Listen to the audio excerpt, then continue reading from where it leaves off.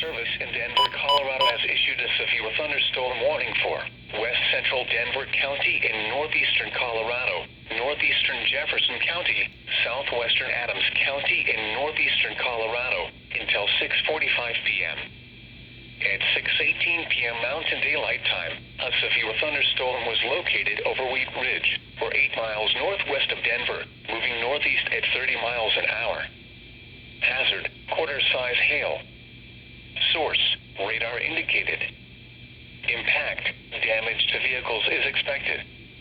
Locations impacted include northwestern Denver, northeastern Lakewood, Thornton, southeastern Arvada, southeastern Westminster, southwestern Commerce City, North Glen, Wheat Ridge, and Federal Heights.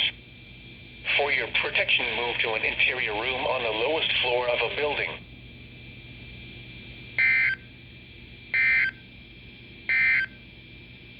This is NOAA All Hazards Radio.